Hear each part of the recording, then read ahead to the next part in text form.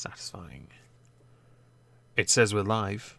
And we're live, I think. Yes. Good evening, everyone. Welcome to the end of week political recap. Start again. Welcome to the political recap stream here on the Moisky Live channel.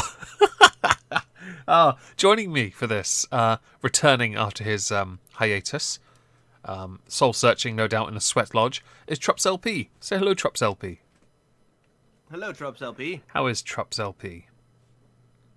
Trups LP has good news and bad news. Let's start with the bad. Trups LP is here. No, that's not the bad news. Oh, The good news is I'm traveling once again for work next week because suddenly I found out that I had to do that. I'm very sorry to hear that, but that's all right. I will do what I did last week, solo stream, but I won't. Obviously, I'm not really much in the American politics, and if anyone's going to get stick for that, it should be you, not me. Because yours, Yeah, I'll be honest, that's we're getting very close to election. Was it November 3rd? Mm-hmm. That's some- exactly correct. I saw a video by Secular Talk, right? And the thumbnail's him smirking and smiling. And I'm like, this just reeks of arrogance. I can't wait to watch this. And he's talking about a CNN poll where Biden's 16 points up.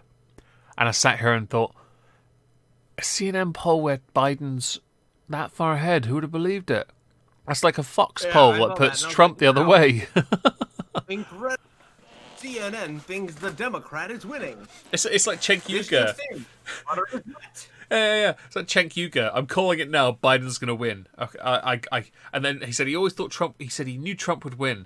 And then anyway, have you seen the Bearing little meme video he did, where clip went back 4 years, and right early in the evening of that 2016 election, Cenk sits there and goes, "I'm calling it. Big prediction. Lots of time, effort, research gone into this. Vote Hillary's going to win." And then obviously everyone remembers that. That was. I'm not. By the way, I don't know if Trump will win because I don't know your politics very well. But this is. You can't base these polls are absolute dog shit.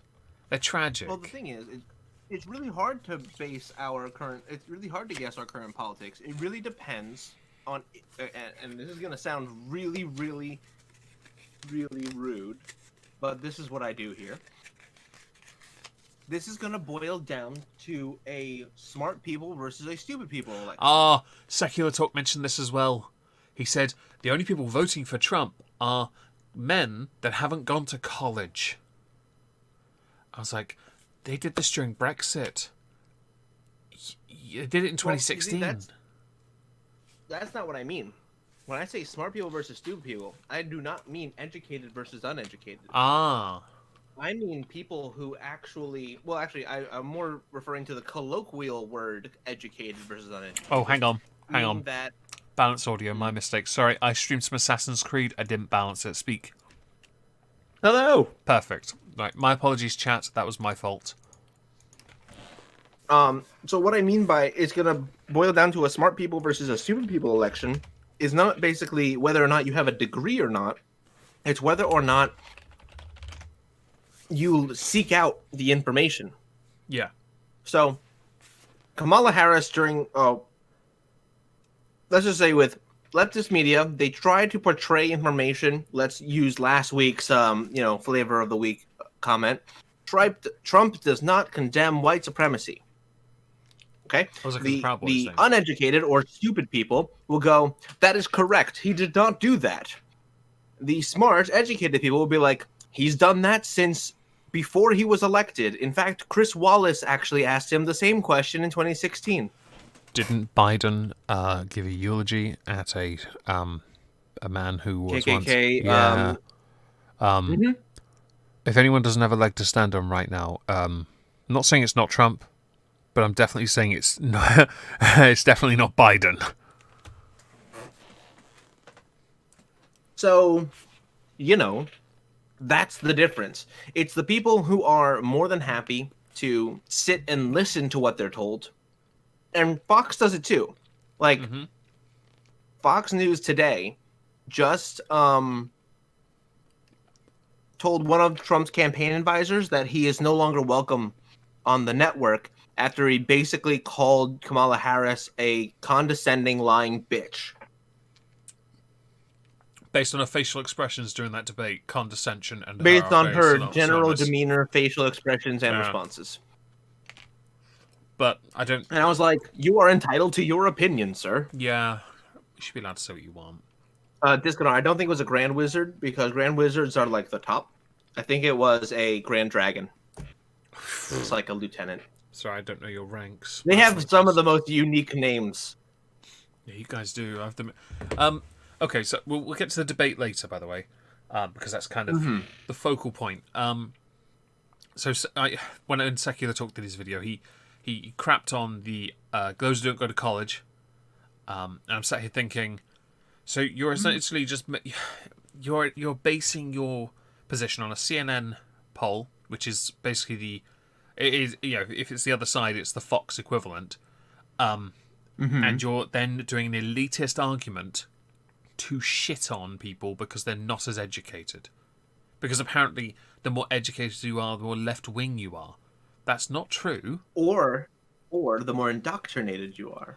If you want to go look at it that way, yes, of course, that is a possibility. I think it's a terrible argument. I'm just saying there's more than one option. True, and that's quite right to point out. I think it's a faulty argument. It's also a really obnoxious argument to make. It doesn't matter how intelligent someone is. If you can't convince them to vote for your candidate, then why on earth are you resorting it to attacking them because they're not in your mind on your level? It's not okay. You shouldn't be beating people. You should be trying to convince them that you're right. But do you realize that it's almost impossible right now? Because think of just like the state of politics in both our countries, right? They tried to argue policy and they lost. Then they tried to moralistically tell the layman that the opposition was moralistically flawed, that they are racist, that they are sexist, misogynist, etc. They are moralistically flawed, and if you identify with them, then you are also moralistically flawed, because only a good person, a virtuous person, could say that they are evil for thinking the way they do, right? Yeah. You want to be a virtuous person, right? Yes, okay. Well, now clearly they are just beneath me. And that's where you see a lot of people are just starting to refuse debate. Like not like in the high tier political sphere. I'm talking about like individuals. Yeah, we'll get to that part later as far as high tier, because I kind of get it. Do you think, because we've been dealing with this for years, I certainly have with YouTube, and it's where people don't want to talk to each other. It takes forever to get them to finally... I mean, internet blood sports could be considered near to it, but there were some debates that occasionally happened here and there. It just didn't... People weren't interested in talking. They were only interested in, I'm right, cause. 2016 really shook that up. In the UK, obviously, it was Brexit that did that. For you guys, the line got even more like cemented in the sand because Trump Very much won. So. People don't seem to want to. I don't get it. It's not, and you can say, "Oh, it's because it's Trump," but I'm afraid. I remember when Bush won, and I also remember. I mean, yes, okay. Let's try, and I mean, it's a difficult one because of 9/11. Very difficult. But I do remember the lack of cooperation and the shitting on Bush. You didn't see that with as much with Clinton until he got caught out, and I remember this well enough. And you didn't see it with Obama. It seems like it's only in my lifetime. It only ever seems to be when there's a Republican in office. That people are willing to be so like ardently against working together, instead of that unity. Although I don't know whether or not during any of those, like Clinton or Obama, whether or not there was much working together. It's not something we saw as an inherently not happening until Obama lost the Senate and the Congress. That was amusing. Yeah, sorry, I'm just. It's all right. From outside, that's what we see.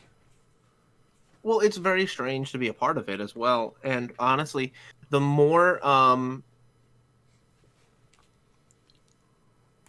the more you actually like delve into where our lines get drawn, there was a very interesting graphic that exists on, I forget where, but essentially it shows the willingness of our Congress to reach across the aisle. When our country was formed, there was a whole lot of ideas mixing about, and up until about the 20s, you you saw a lot of reaching across the aisle, and then oh no, it split hard. Do you think World War One played a part in that? I think yes, but I also think it had to do with our formation and our interaction with a international organization, being the League of Nations and subsequently the UN. Oh, okay. Because we went away from the idea that we were having a Democratic or a Republican. I'm using those words colloquially, not literally the Democratic and Republican Party, because they were different at the time.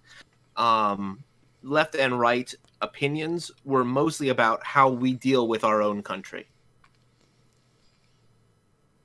And now it had to do with how we deal with other countries and our country. And so now basically the lines have been drawn in the sand over all forms of different lines. And basically, like, if you're left, that means that you agree with a international policy for the betterment of this climate. Let's put it that way, right? That's a leftist point. We want to internationally work together for a climate change agreement, right? Yeah. Okay. Some right wingers may be like, okay, I'm sure we could work together as a world to fix things. Sure. But a right-leaning thing would be manufacturing and industry should stay in the United States and we shouldn't outsource our jobs. That's a right-leaning point, but apparently it's a left-leaning point now. Thanks, Joe Biden, I guess.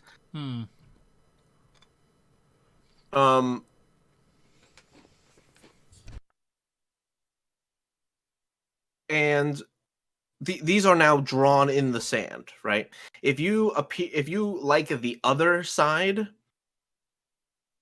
then you are more than likely going to lean the other way for a bunch of different opinions. So international climate change also means you like the international community. You like how they do healthcare. You like how they interact with one another. You believe that, everyone should be involved with everybody else, wars included. Right? If you're in the right, then you maybe don't want to get involved with a bunch of wars. Maybe you want them to sort it out themselves. Maybe you don't want to be a part of the WHO. I just want to add something that's quite intriguing with your election at the moment. Keep seeing these tweets crop up about how fascinating it is that many are pushing politics where they think socialism is right, on the left, but correct, as if that is the way forward for a nation. And I'm sat here thinking, social programs, sure, but socialism, no, fuck off. I like owning shit, okay? I don't understand where they went with the whole socialism thing or why, but I'm sure if I did a deep dive into the history of how socialism was propagated through Western society, I'm sure I could figure it out. There was something with a Marxist professor who wrote a book in the 40s. No, I'm sorry, not the 40s. The 60s, I think. And it had to do with a lot of the socialist policies that we see still present.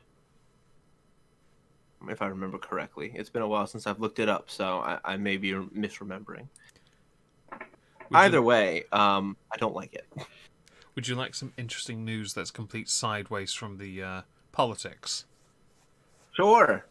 I have a video called "Cruelty Deserves More Than This" from January 2019, and if anyone heard my phone go off, it's an email from YouTube. The following video has been flagged for the thumbnail. The thumbnail has been removed after review. Okay. It's an X-ray of a cat with a broken bone. That's all it is. Okay. Oh. Not political. Okay. Thought I'd share that. Shall we perhaps start then with the politics? Oh, do you want to add a comment to that? No, not really. It was just kind of like, okay, thanks YouTube. Go you. You're doing the Lord's work. Now go fuck off. I'll go and check the video. Cruelty Deserves More Than This, and it's over 18 months old. I don't get a strike for it. I don't care. But I will go and check and possibly update the thumbnail tomorrow.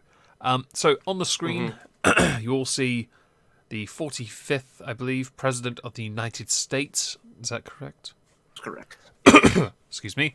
Donald Trump, who on Monday, I believe, was it Monday? He was released? Yeah.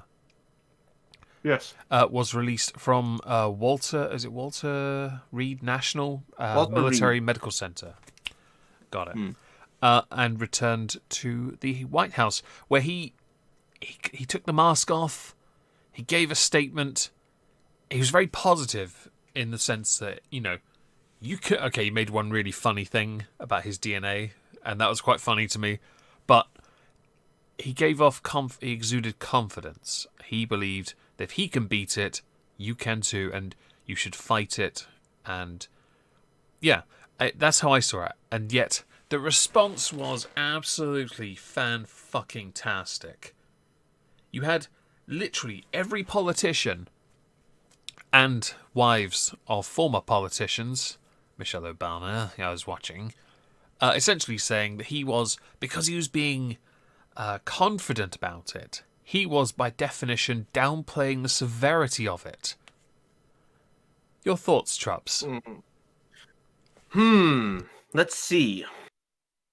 The man decided that under the direction of his doctor, he would take a non-FDA approved phase 3 clinical trial experimental drug called uranium. He himself decided, let's do that, right? Now, for all intents and purposes, this is a dangerous thing, right? Any normal person would be like, this is an experimental drug. He did that, and it worked out. As far as the doctors have told us, they say he is cleared to return to work and cleared to actually begin in-person meetings again as early as tomorrow. I have a quote from one of the doctors here. Upon entering the hospital, he shouted, "Leroy Jenkins." There you go. Did he really? No. Or are you? I would be so happy. Oh, that was so cool. Just Leroy Jenkins. That'd be awesome. I would really like that. That'd be fun. What do you think about the gamers rejoice? Yeah, yes. What do you think about the fallout with how others have responded by just there's a very British thing about this, because at the moment the UK government is doing everything it can to try and be positive, just because they want to give off a sense of hope and confidence. And everyone else, because they're paid to be opposition, are just shitting on that and saying, you shouldn't do that. Like, what do you want him to do? Do you want Boris to cower in the corner and go, it's going to get us, the virus is going to get us? No. You want someone that is confident, and that's the same for you guys. Why the fuck would he want to look beta? I mean, that'd be hilarious, but no. You want a confident man in charge, a confident person, even if you have a female in charge in your respective countries. You want confidence. You don't want simps. And so you want strength in a leader. Exactly. So when people are saying he's downplaying it, or he's what is it? He's it wasn't just downplaying. There were other things, like he was. I can't actually remember what they said. It bugs me. But yeah, downplaying it. Basically, he was downplaying the severity of it and putting us all at risk. Oh my God, they flipped out when he decided to drive in a fucking SUV. And when he took the mask off as well, I was like, oh my god, because as is well established, coronavirus can't get through a face mask. And as is also equally well established, not only can it not get through a face mask, but all those that have been infected that happen to have been wearing a face mask are obviously lying. Yeah. I did like, so someone mentioned in the chat, French Ferret, he didn't die. There were celebrities who were being interviewed on British television who were calling for him to die. They were so happy. They were so excited. I'm like, you do realise then, if he did, it'd be Pence versus Biden. It doesn't guarantee Biden's going to win. Nope.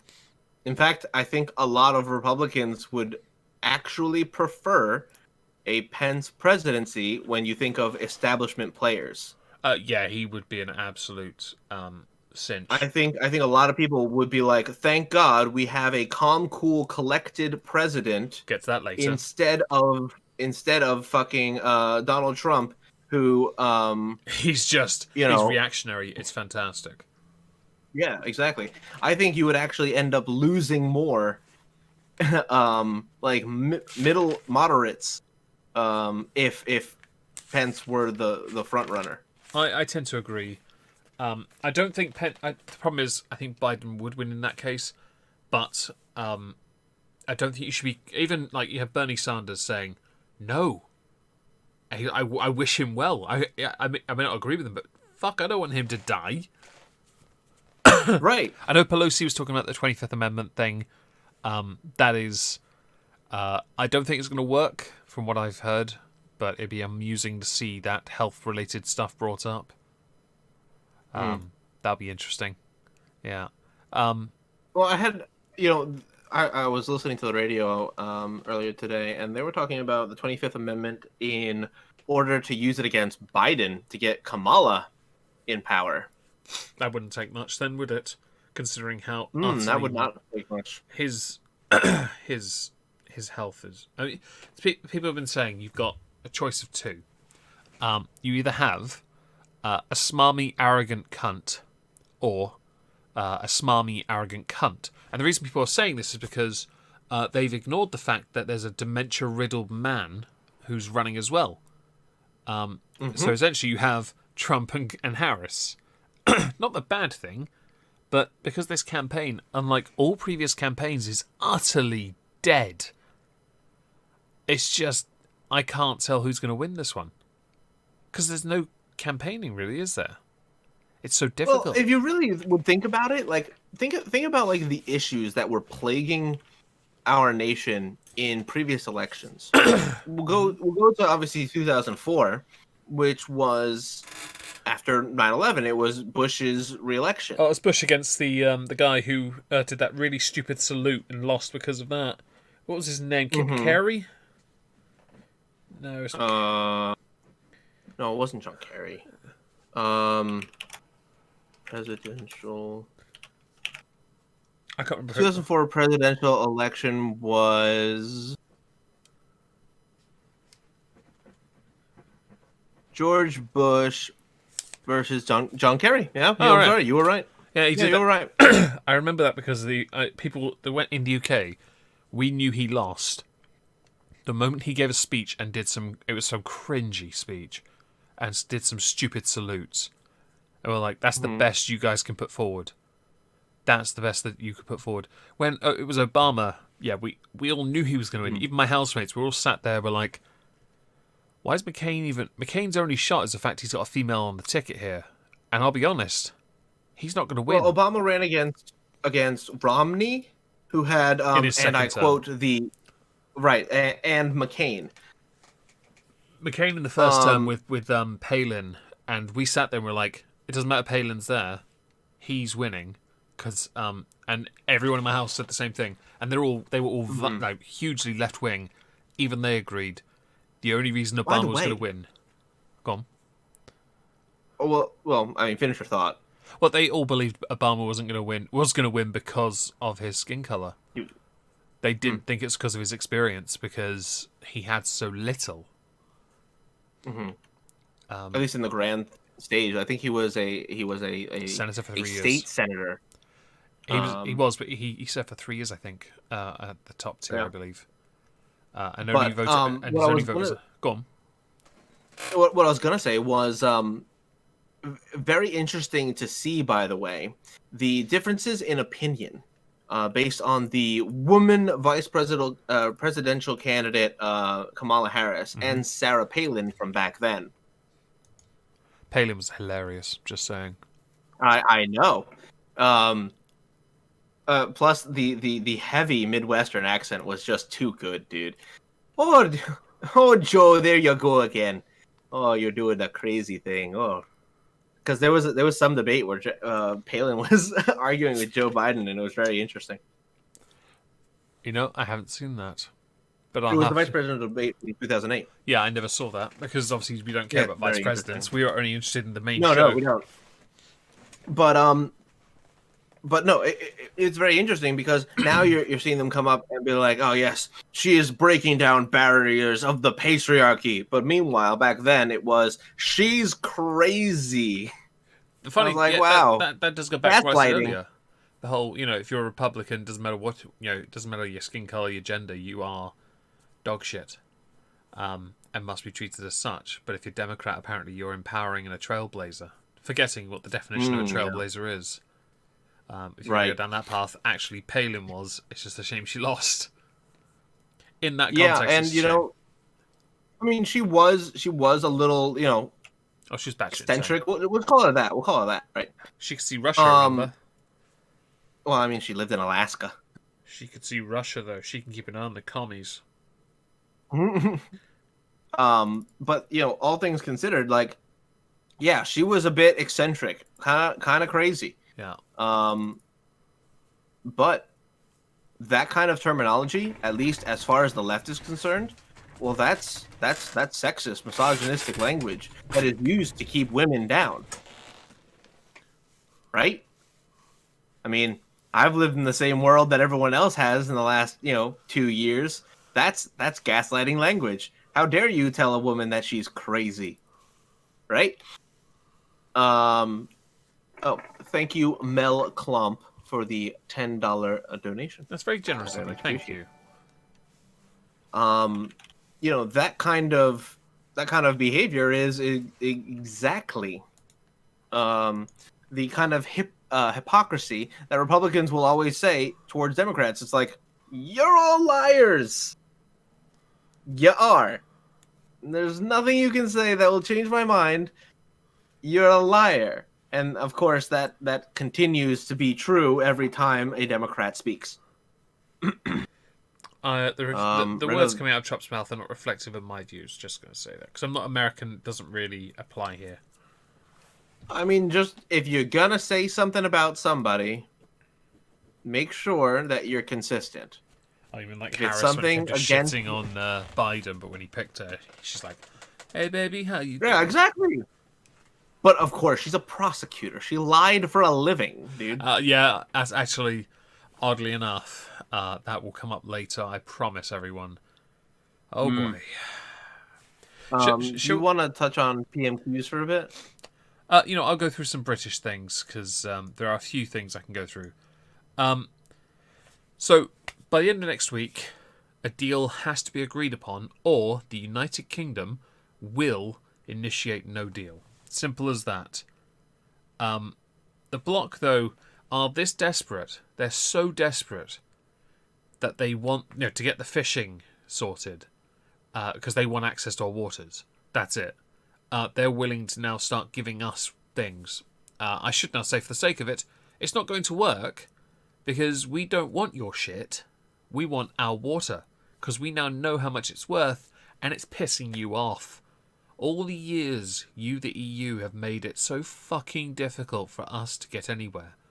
For you to finally show your belly to us. It is delicious. Because it is. You suck. You know you suck. And now you're paying the price for it. And I'll be honest, our fishermen should have full access to our waters. Simple as that. And I should, for the sake of it, put a lovely flattering picture of Barnier on the screen for everyone. There is Michel Barnier, the chief negotiator for the EU. He arrived last night, I believe, because these talks are the most important ones, because it has to be done by essentially next Thursday. And I'll be honest with you, if it's not, WTO, anyone? Anyone?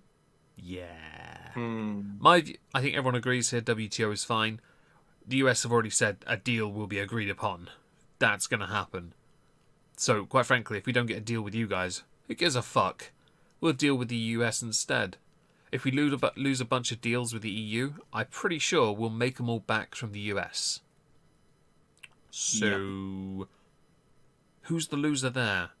The state, the nations that make up the EU, or the UK? And let's not forget here, the EU doesn't have a trade deal with the US, so get fucked.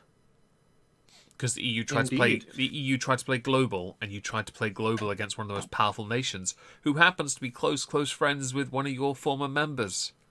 Get shafted. I will quickly. Not to mention, we kind of have a little bit closer of a relationship. The United States and the UK have a little bit better of a relationship than even the US and France. Mm-hmm. And the US and Germany. Well, we have history. Let's just put it that way. Yeah, you guys lost. Not the US. The Reich. So yeah, PMQs. both of them. Let's talk about that quickly. Very quickly. It was boring. I tried to stream it on Wednesday, but OBS decided to have a fit, and so I couldn't. I tried multiple times, it kept crashing, so I gave up. It did boil down to some errors, though, and one of them was fucking hilarious. It's obviously bad. There's a bad... Oh, I moved the microphone. There's obviously a bad side to this, and we should all accept losing 16,000 positive tests, which took weeks to find...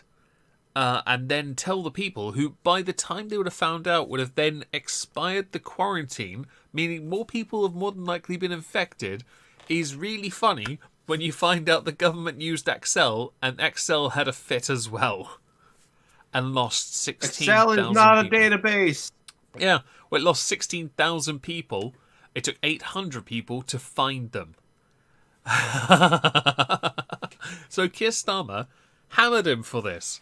And he should, because I use Excel for my self-employment stuff, but I now use Ledger because it's just easier. But who the fuck uses Excel for a national database for testing? And then I remembered, it wasn't that long ago that we discovered many NHS computers in the hospitals themselves. Do you want to guess what the operating system was on those computers? Ooh, Windows XP. Wrong. Fuck. Go back. 95. Oh, so close. Fuck. Up one. 98? 97. Oh shit, was it 97? I thought it was 98. Fuck me. It was 98, 97. Yeah, it wasn't Windows 3.1. You're okay. It was 97. Oh yeah, the next statement I was going to say was what? I'm fucking kidding. DOS? I'm kidding. It was 98. No, it was it was a really early Windows version. It was so funny. It was genuinely hilarious when that happened. It came out and we were all learning about this and we're like, what? The NHS is on that? I'd rather stick him on a copy of Linux. Come on, bro. All right, hang on. I want everybody to know. You would be surprised what your government programs run on in terms of computer security. And the reason I say that is because the act of upgrading these things can sometimes cascade into other programs. So if upgrading Windows 95 to, let's just say, XP is on the table, well, that means that you also have to upgrade whatever hardware you're running to also work with that, and that requires manpower and money. That's so fair. If your government doesn't want to do that, then they won't. Agreed. I think so. It is worth obviously acknowledging this. Those updates should have happened during the time of Labour when they were in government, so it could have stayed in sync with the improved security measures, then acting on a superior operating system. I think it would have been better then. but they did not invest in the NHS. The money went mostly to bureaucrats, and so but then it's really funny. The UK government is using Excel. It's really also funny when you think that some of our biggest security systems are around the government, and what the government's using is the really shit stuff, because that way, everyone else around them can create essentially a fort of data protection to stop anyone from breaking into the Excel and just causing it a problem.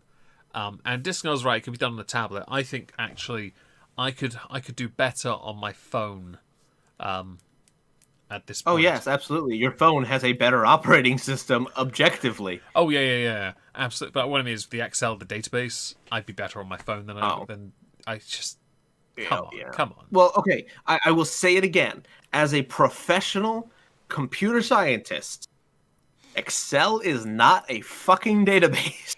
No, but there is a database program run by Microsoft. They could have just used that instead. Yes, I know. I used to use SQL, guys. SQL's not hard, right? You can even do it in XML if you really want to. If you have to, yeah, in a pinch. I did database modules in college when I was doing my diploma in computing, and I did mostly programming stuff. So I had to create a graphical user interface and sync it with a database, so that when you searched a name, forename, surname, it would then bring up a list of people who had that name, and you could then whittle it down based on other parameters to find the person you're looking for.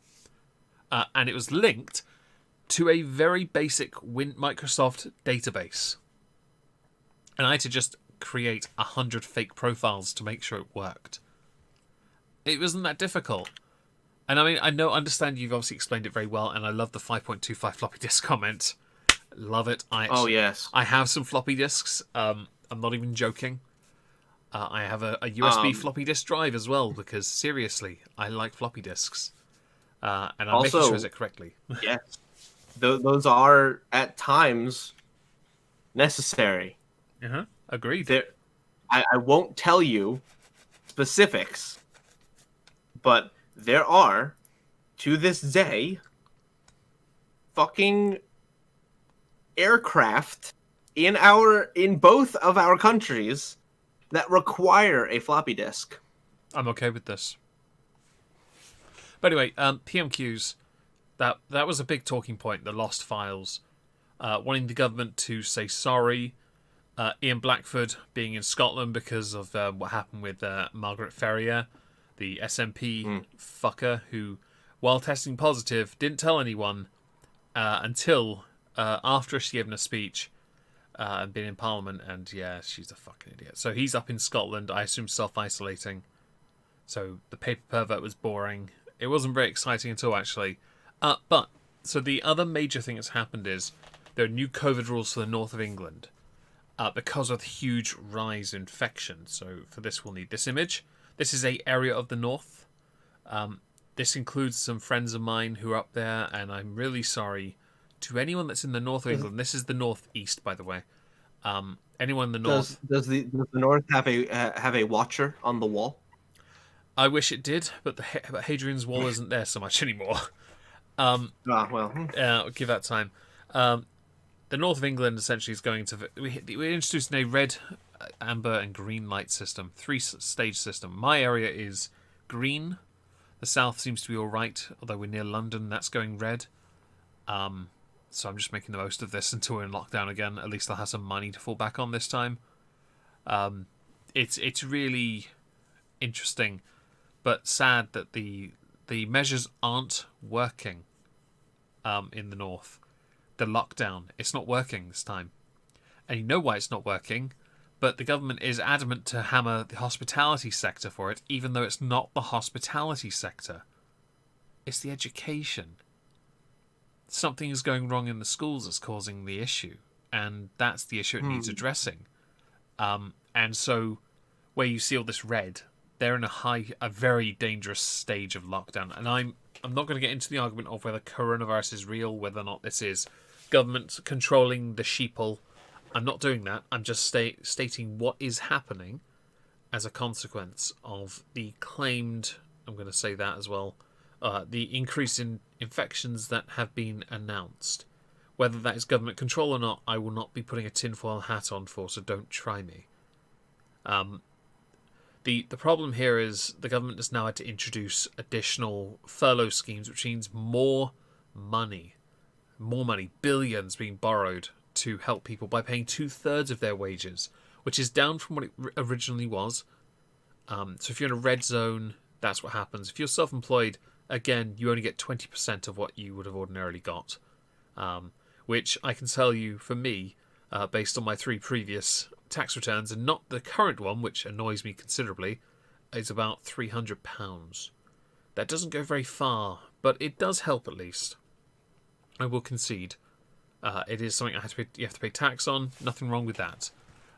But Scotland has decided to one-up everyone, because that's what they like to do. They are the UK's equivalent to my server Contrarian. They have to be different, or they have to be seen doing it faster or better. And so they are introducing an incredibly strict lockdown. But yeah. Are there more deaths proportionately? Not really. The death rate has gone up a little, but it's so minimal. I'm not... Okay, that sounds really insensitive. If you're looking at just numbers and not the people involved, the numbers are minimal. They really are. Right?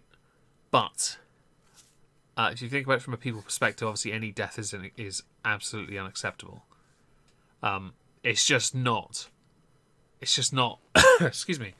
I don't know. It's not going anywhere. It's going to get higher. The Chancellor has to introduce new measures. The government is going to, more than likely, it's believed that the country is going to end up going into lockdown until April. I don't think anyone can do that. I think if you do that, there will be bigger protests. And it'll be protests the government can't control, which is why they have to push forward with keeping the economy going. Because if they stop, we're fucked. And this is going. I could say coronavirus at the wrong time, but it kind of has. We've got to get this, this no deal bollocks dealt with. And I think, I think it's kind of funny, because not too long ago, the world was looking at the United States, saying, "Damn, the United States is not handling themselves very well."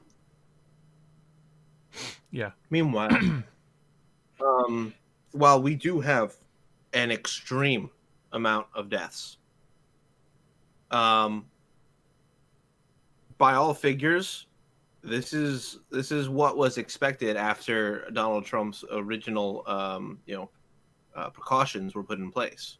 Yeah. After we cut off that 2.2 million number that actually came from the UK originally, about 200,000 was about the number that they expected.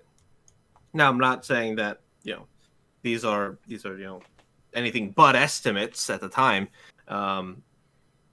but looking at it, the United States was basically criticized as, "Oh, we were doing so poorly." Yeah. By the way, I think we would be doing a lot better if 60-something% of the deaths didn't come from nursing homes and people being very, very lax with who gets to go in and people's Cuomo. Yes. I don't know, stuff like that. No, I'm just saying. With you on this. It's impressive. I will admit the laxness. I will, just for the sake of it, I did look at the numbers just now. The infection rate is in the tens of thousands at the moment per day. The death rate for the 8th is 77. It's still really low. It's not hit triple digits, which was seen last. Let's see here. Around end of 27th of July was the last time it was in the hundreds. It's creeping. It is creeping. I will accept that. But that's because they lost those 16,000 files. That's why there's issues with them properly cataloguing. They do think there is a belief a vaccine will be available possibly within a month here. if that's true, then they're going to wheel out the military to make sure everyone gets it. So get your microchip readers ready, everyone. You're about to get prodded in the bottom. Yeah. Okay. There's actually a company that's going to be buying another microchip company soon. I was listening to that on the way home. That was interesting. Okay. Yeah. Well, let's quickly talk about the virtual TV event that was going to happen between Donald Trump and Joe Biden. Do you know about this? Oh, well, yes, I do. So, Donald Trump has refused to take part in a virtual TV debate. And I kind of get it. And I agree with that, actually. For obvious reasons. What do you think? Well, one of the biggest things that I was thinking when I saw this happen was I thought to myself, wow, he has declined to be a part of a virtual debate after the quote unquote nonpartisan I think it's the coalition to elect the president basically said, yes, we are going to start muting people who interrupt, and you're going to tell me that you're going to put it into a virtual environment where you physically actually can. Exactly. I don't think he's going to play like that too much. No, I think that would be incredibly discourteous to the man who is the president. I get the brother in debate setting. He should, of course, yield the floor when he's supposed to and not. But at the same time, I really enjoy watching him be a massive dick to people. Like he was to Biden in the first one. Because we didn't get to talk about it, I want to just take a second real quick. Okay. 2 minutes tops on this. All right. The debate between Trump and Biden, it was brutal. It was bad on both sides. I mean, it was insults, it was jabs, it was interruptions, and both of them did bad. But at least Trump told the truth. So I saw, and a lot of people don't like that. Yeah, I saw Biden get really frustrated. But that was really, like, the snarky comments coming from Trump about why Trump's holding a massive rally, Biden's doing a small press conference, and then Trump's like, it's only because he couldn't sell the venue. Yeah, because no one wanted to go. Yeah, that was it. Okay, I know in the US you guys take this very seriously, but I'm English. I don't care. It's really funny to me. It genuinely makes me laugh and tickles you. Yeah, it does, and I really enjoyed that because it's just, it's really entertaining. But understandably, people don't like that, and many were just saying that Trump lost cause. I'm like, are you sure about that? Because I watched that debate back. I think they both lost. Neither one of them really won. And it was the first debate, so I'm not expecting it to be the best one. I was waiting for the third one, because that third one's that one that should mean something. Yeah, when all the stops are pulled out and everyone's just like gunning. Now, here's the issue with waiting, though. Right now, oh god, what's it called? I can't think of the word. The fucking early voting is happening right now, right? So the people who would end up waiting to the very end to vote, it's the number is getting smaller and smaller because a lot of people are already polarized. They already have the person in mind who they're going to vote for. Yeah. So we're slowly approaching a third debate where, I mean, the only reason you would even have it is to basically speak on platitudes for your own respective party. Mm-hmm. And I don't know if it's gonna matter as much, but definitely it's gonna be a no holds barred fucking cage match. Oh, I'm looking forward to it, genuinely, and we have to stream one of them. We have to. We will. I will get my sister to cover me for one of the jobs I do. Because it's the 22nd, right? The 22nd is the third debate. I get back from my trip from work on the 20th, so we're good. 22nd is a Thursday. We're good. We're good. We are good. I will get my sister to cover. We'll be golden. will absolutely smash this and get wrecked. Okay, so perhaps now we should talk about the main event of all of this then. Yes. The fly on Pence's head. Yes, flies for Trump. Like that in the chat, please. I was seriously doubting the fly when he landed on Hillary Clinton's face 2016. I didn't quite like that. Thought he was going the wrong way. But seeing the fly reappear and land on Mike Pence's head really was a great analogy for this country. It really shows the American people how they moved from the lies of the Democrats and really started to resonate with the party that really has gone out on a limb and really really fought for the regular person. So I'm down with fly. Press 1 in the chat if you think the fly should win the election. Press 2 if you think... Actually, if you just think of something else, really, I don't really have an idea. But the debate. So apparently there were a number of key talking points, or points people made. And so, like, Kamala Harris accused Donald Trump of presiding over the greatest U.S. failure in presidential history and lying to the American people about the severity of the virus. Where she said, let me see here. They knew what was happening and they didn't tell you. They knew and they covered it up. Mm-hmm. Mike Pence's response was to defend the administration's record and heralded the president's decision to shut down travel from China and insisted medical experts had said the death of more than 200,000 Americans from the disease was all but inevitable. Then to go on to, basically duel over personal health of the president. But Harris seemed to hold back on this one because, I don't know, apparently she's got a soft one for him. What did you think? I think what it is Joe Biden's campaign actually, when Trump had announced that he had COVID, they started to slowly, because the news reported that they pulled all of their negative Trump ads. Yeah. Not exactly true. They slowly reeled back a lot of their internet ads on Facebook and Twitter. Right. But some still were out there because they had hundreds of ads, right? Some were still out there. So, but every fucking media corporation was basically like, Biden's doing a nice thing. Is Trump? No, Trump's still doing bad things. Wow.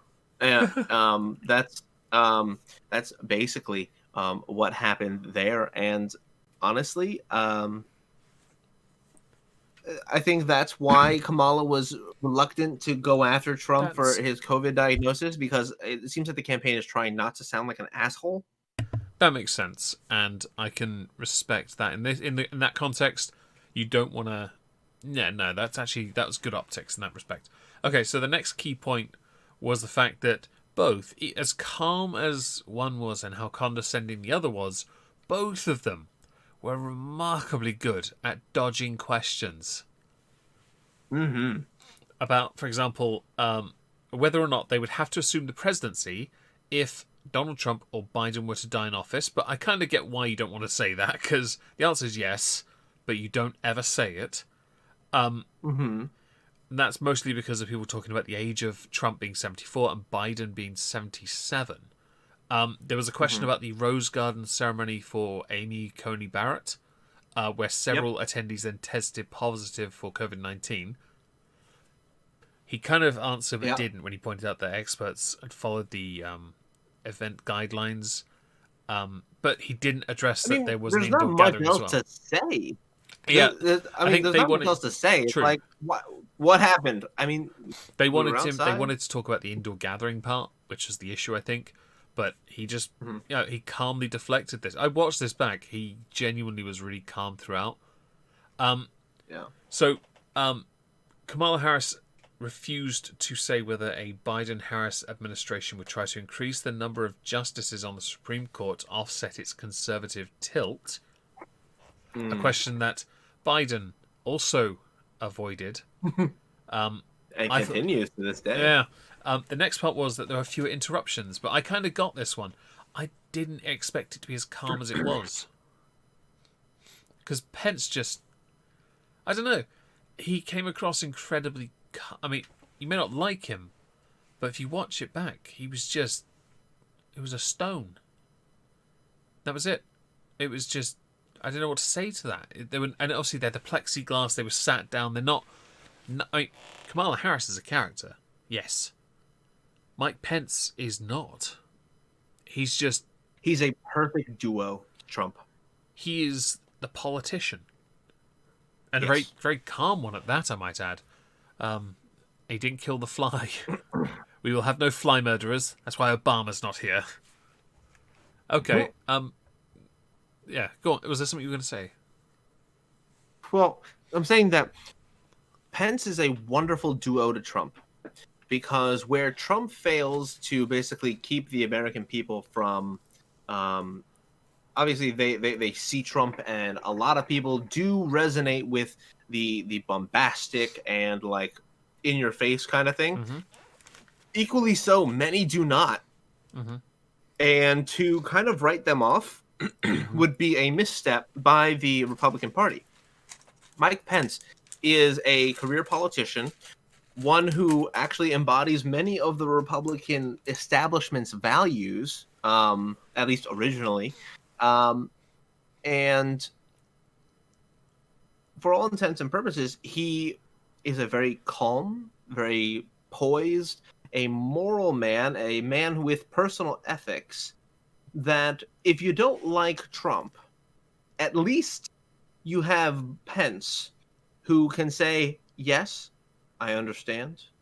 He is our president. We will follow our president. But just understand that when he is asked a question, I am there as well to advise him as well.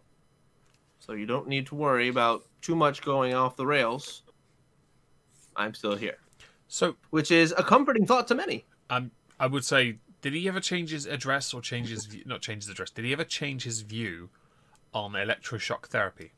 Because I never should have. So. That's right. Because people change. I accept that all people change over time. We all have said or believed things in the past that are questionable now or should have been questionable then. Let's be honest about it. That was technically the medical consensus. True. The next one, which is actually where it did get spicy, was the discussion of law enforcement and race. I'm going to read a quote here from Mike Pence. The idea that America is systemically racist is a great insult to the men and women who serve in law enforcement. This is important because Kamala Harris kept referring to her time as a California Attorney General and a prosecutor in San Francisco as proof that she understood U.S. law enforcement, which is where the quote comes from. He also did point out her own failings, though, when she was in those positions, which I found to be incredible. Like, you saw Tulsi Gabbard throw that at her, and that was right. That was when Kamala Harris's campaign ended. Oh yeah, and did you see how Pence was delighted that she brought up her own record? Yeah, he couldn't just throw it in there. He was like, "I'm glad that you brought up your record." Yeah, thanks for that. I had some people just pull this up from your previous debates. Yeah. Kamala Harris did go into detail about policies that the Biden administration will adopt to then reform the criminal justice system, which would include banning chokeholds. I didn't know those were legal, but okay. Creating a national registry for police officers who had broken the law, which actually, you know what? It's normally called a criminal record, but sure. And then decriminalizing marijuana. I don't care about that shit. But you blow it in my face, my fist will end up in your face with the pipe there. I don't really care otherwise. But that was the only real contentious thing. And when Pence did that, I swear I saw that fly clapping. Oh, yeah, absolutely. The round of applause from the fly population, a minority that is often overlooked. Very, very, very strong showing of support from them towards the Republican Party. So the main thing that many articles have made as the fifth point, they've called it the flyby, where, the fly turned up. Which I'll give him this. Biden did make me laugh. I saw the tweet after the debate, pitching the $5. Yeah, that I'll give him that. That was good. That made me laugh.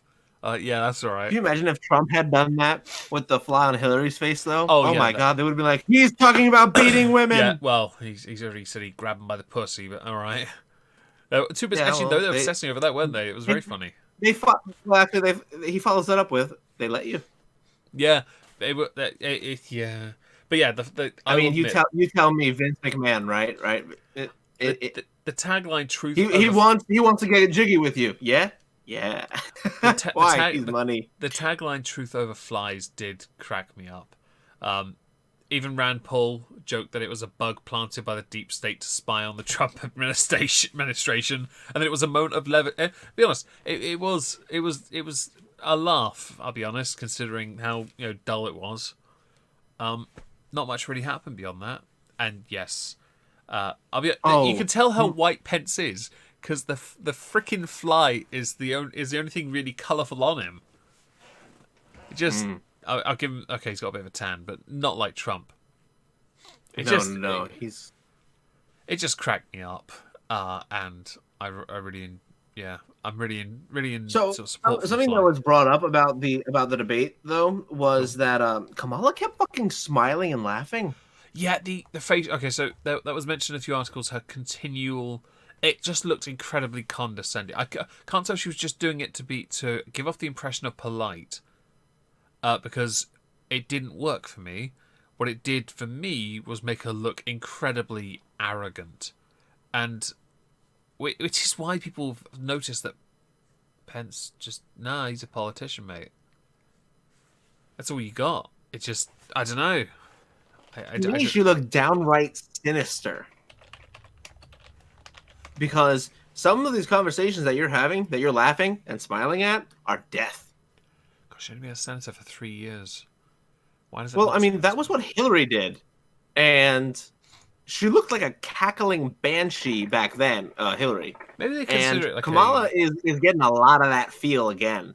I obviously don't want to say we're going to rail on people because they're women, but I would say for the sake of the debate stuff, there doesn't have to be a pretense here. All you have to do is put on a performance. That performance, as well, while your elections are pantomime to me, in the sense of oh, he's right behind you, that kind of stage bollocks. I get it, but if you're going to put on a smile, I wish I'd quickly nabbed a picture because it just. I don't want to attack her for her appearance. It didn't look good. It didn't suit her. It looked very forced, and. That's not. Everyone sees through that. We all. I'm tabbing through real quick. I was curious after I had said that, and I was like, I wonder if Sarah Palin's debate, she was smiling the whole time. Nope. She would respond in kind if something was returned. If it was directed at her, she would smile. But when she was giving an answer, no, very, very serious, and like there's a good amount of time where she's just standing there talking, normal person. Yeah. Occasional like an upwards grin kind of thing to talk about something, I guess, that in favor of their candidate, but nothing quite like that. Yeah, well, that was it pretty much, really, with the debate. It was interesting, very calm and polite. All the extra plexiglass, because as is also well established, coronavirus can't go round a plastic wall. Yes, true. I'll be honest, if coronavirus can't, maybe you should build the wall between yourself and Mexico out of those. Good idea. Maybe they won't fall over. Yes, some of the pieces of the wall did blow over. Yeah, I've heard. High winds. That was a design idea. I'm looking at my notebook here. No, that's it. I mean, it's 35, yeah. Yeah. I'm looking at my notes. I've got 6 subjects, and we've covered them all. Well done, us. Hell yeah. I actually wrote notes. Yeah, go us. Before we finish, then, is there anything you would like to promote? No, I still have not been able to actually sit and enjoy, making content again. There's been so much that I wanted to talk about, but I have not yet actually taken the time and do it. I may still, but we will see. In that case, Trups' channel is linked in the description down below. Please consider subscribing. He has made something recently for me for my men's rights video, but I'm still going to use that clip. I'm going to use all the clips I've been sent, but I'm redoing it because I'm 18 minutes in and I just realised I've spent 18 minutes shitting on the men's rights movement because of how fundamentally flawed they are with how they go about business and how much they failed. And I'm like, that's not what I wanted to do. And then I saw a tweet this morning where someone was comparing one-time operations called circumcision or male genital mutilation to women having periods and giving birth to children. And I'm sat here like, no, different, very different. You're turning this all in about yourself. I can't be asked. Okay, I'm redoing the video. I'm going to focus on the key issues, and then views, and yeah, because I'm just so fucking. I'm going to redo it. I'm going to do it properly, and it's going to be an absolute banger. In how I structure it, not in how I originally planned. I've still got the original files, but fuck that. It's just I'll shit on the MRM some other time because they're fucking stupid. I mostly will be working on Content Constable and other videos over the weekend. Might go for a bike ride, unlikely. As we're done here, thank you very much for joining us. Thank you for the generous donations. If you haven't already, smash like. But we're done here, yes. So say goodnight, Trups. Trups. Good night, Trupsy Wupsy.